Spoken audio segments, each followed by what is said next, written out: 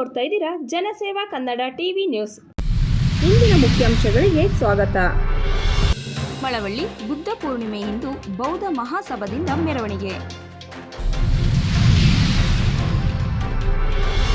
Mandya BT Lalitha Nayak ಬಡಾವಣೆಯಲ್ಲಿ ಅವ್ಯವಹಾರ, ತಪ್ಪಿತಸ್ಥರ ಮೇಲೆ ಕ್ರಮಕ್ಕೆ ಆಗ್ರಹ.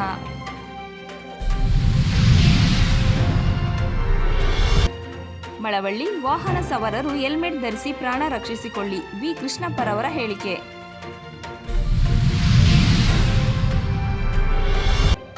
ಮಂಡ್ಯ ಬಿಜೆಪಿ ರೈತ ಮೋರ್ಚಾ ಪದಗ್ರಹಣ ಕಾರ್ಯಕ್ರಮ.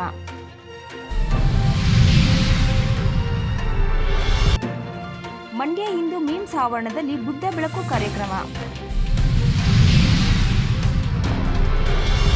ಕೇರಳ ವಿವಿಎಬಿವಿಪಿ ಸದಸ್ಯರ ನಾಮನಿರ್ದೇಶನ ರದ್ದುಗೊಳಿಸಿದ ಹೈಕೋರ್ಟ್.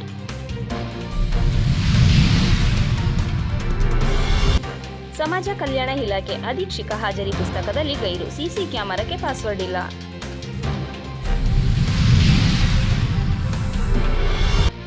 ಬೆಂಗಳೂರಿನ ರಾಮೇಶ್ವರಂ ಕೆಫೆಯಲ್ಲಿ ಸ್ಫೋಟ, ಹುಬ್ಬಳ್ಳಿಯ ಸಹೋದರರು ಸೇರಿ 11 ಮಂದಿ ಎನ್ಐಎ ವಶಕ್ಕೆ. ಕೊಡಗು ಜಿಲ್ಲೆಯ ಕುಶಾಲನಗರ ತಾಲೂಕಿನ ಬೇಡು ಹಬ್ಬದ ಸಂಭ್ರಮ.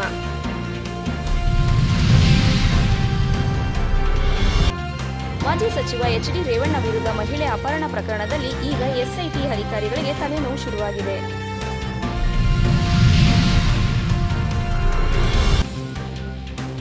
ಇತ್ತೀಚೆಗೆ ಸೈಬರ್ ಪ್ರಕರಣಗಳು ಹೆಚ್ಚಾಗುತ್ತಿದ್ದು ಸಾರ್ವಜನಿಕರಿಗೆ ಪಂಗನಾಮ ಹಾಕುತ್ತಿರುವ ಕದಿಮರು. ಸಂಸದ ಪ್ರಜ್ವಲ್ ರೇವಣ್ಣ ಬಂಧನಕ್ಕೆ ಆಗ್ರಹಿಸಿ ಪ್ರತಿಭಟನೆ.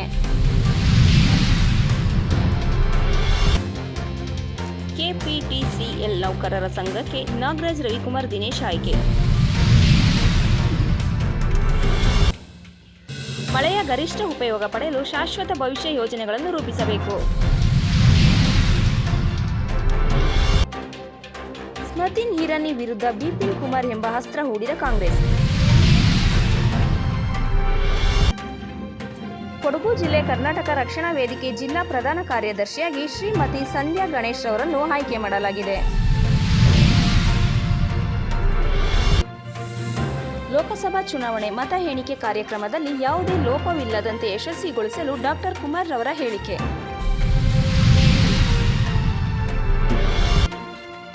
ಕೊಡಗು ಜಿಲ್ಲೆ ಕುಶಾಲನಗರ ತಾಲೂಕಿನ ಕರ್ನಾಟಕ ರಕ್ಷಣಾ ವೇದಿಕೆ ಸಂಘಟನಾ ಕಾರ್ಯದರ್ಶಿಯಾಗಿ ಶ್ರೀಮತಿ ಜ್ಯೋತಿ ಕುಟುಪೇಜರ್ ಅವರನ್ನು ಆಯ್ಕೆ ಮಾಡಲಾಗಿದೆ.